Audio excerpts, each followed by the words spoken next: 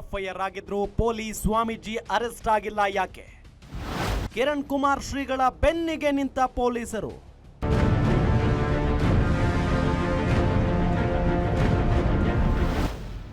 ಒಂದಲ್ಲ ಎರಡಲ್ಲ, ಐದಲ್ಲ ಹತ್ತಲ್ಲ, ಬರೋಬ್ಬರಿ 13 ದಿನ ಆಯ್ತು. ಇಷ್ಟು ದಿನ ಆದ್ರೂ ಕೂಡ ಎಫ್ಐಆರ್ ಆಗಿರೋ ಈ ಐನಾತಿ ಸ್ವಾಮೀಜಿಯನ್ನ ಪೊಲೀಸರು ಮಾತ್ರ ಟಚ್ ಮಾಡಿಲ್ಲ. ಮಹಿಳೆಯರಿಗೆ ವಂಚನೆ, ಲೈಂಗಿಕ ದೌರ್ಜನ್ಯ, ಮೋಸ, ಸುಳ್ಳಿನ ಕೇಸ್ ಬಿದ್ದಿದ್ರೂ ಕೂಡ ಈ ಸ್ವಾಮೀಜಿಯನ್ನ ಹುಡುಕೋಕ್ಕೂ ಹೋಗಿಲ್ಲ.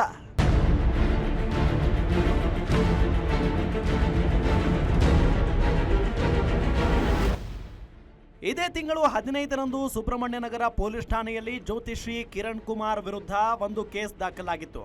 ಮನೆಯಲ್ಲಿ ಅನಾರೋಗ್ಯ, ಪತಿ ಸಾವನ್ನಪ್ಪುತ್ತಿದ್ದಾನೆ, 6.5 ಲಕ್ಷ ಕೊಟ್ಟು ಪೂಜೆ ಮಾಡಿಸಿಲ್ಲ ಅಂದ್ರೆ ಒಳ್ಳೇದಾಗಲ್ಲ ಅಂತ ಮಹಿಳೆಯರಿಗೆ ಮಹಾ ಮೋಸ ಮಾಡಿದ್ದ. ಅಷ್ಟೇ ಅಲ್ಲ, ಮಾವಿನ ಹಾರ, ರುದ್ರಾಕ್ಷಿ ಹಾರ, ಮಾಂಗಲ್ಯ, ಉಂಗುರ, ನೆಕ್ಲೆಸ್ ಕೇಳ್ತಿದ್ದ. ಅವೆಲ್ಲವನ್ನು ಇಸ್ಕೊಂಡು ನಿಮಗೆ ಒಳ್ಳೇದಾಗುತ್ತೆ ಅಂತ ಮಕ್ಮಲ್ ಟೋಪಿ ಹಾಕ್ತಿದ್ದ.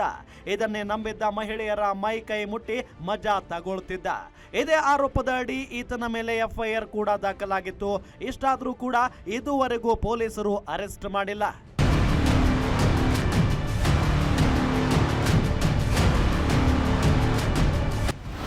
ಮಹಾಲಕ್ಷ್ಮಿ ಲೇಔಟ್ ಸ್ಟೇಷನ್ಗೆ ಕೇಸ್ ಟ್ರಾನ್ಸ್ಫರ್. ಈಗಲಾದ್ರೂ ಸ್ವಾಮೀಜಿಗೆ ಕೋಳ ಹಾಕ್ತಾರಾ ಪೊಲೀಸ್? ಇದರ ಮತ್ತೆ ಈ ಪ್ರಕರಣವೀಗ ಸುಬ್ರಹ್ಮಣ್ಯ ನಗರ ಸ್ಟೇಷನ್ನಿಂದ ಮಹಾಲಕ್ಷ್ಮಿ ಲೇಔಟ್ ಠಾಣೆಗೆ ವರ್ಗಾವಣೆಯಾಗಿದೆ. ಹೆಣ್ಣು ಮಕ್ಕಳು ಕಣ್ಣೀರು ಹಾಕಿಕೊಂಡು ಸ್ಟೇಷನ್ಗೆ ಓಡೋಡಿ ಬಂದು ಗೊಳೋ ಅಂತ ಕಣ್ಣೀರು ಹಾಕಿ ದೂರು ಕೊಟ್ಟರು. ಅದ್ಯಾಕೋ ಸ್ವಾಮೀಜಿ ಪರಾನೇ ಪೊಲೀಸರು ಇದ್ದಾರಾ ಅನ್ನೋ ಪ್ರಶ್ನೆ ಮೂಡ್ತಿದೆ. ಈ ಪ್ರಶ್ನೆಗೆ ಉತ್ತರ ಸಿಗಬೇಕು ಅಂದ್ರೆ ಅದೆಂಥದ್ದೇ ಪ್ರಭಾವಿಗಳ ಒತ್ತಡವಿದ್ರೂ ಒದ್ದು ಒಳಗಾಕಬೇಕಾಗಿದೆ. ಇದೆಲ್ಲದರ ಜೊತೆಗೆ ಈ ದೌರ್ಜನ್ಯ, ವಂಚನೆ ಪ್ರಕರಣದಲ್ಲಿ ಅಸಲಿ ಸತ್ಯವೆಷ್ಟು, ಯಾರ ಕಡೆ ನ್ಯಾಯ ಇದೆ, ಯಾರು ಅಸಲಿ ವಿಲನ್ಗಳು ಅನ್ನೋದನ್ನು ಕೂಡ ಪೊಲೀಸರು ಬಯಲಿಗೆ ತರಬೇಕಿದೆ. Basavaraj Kumbar, guarantee news, Bengaluru.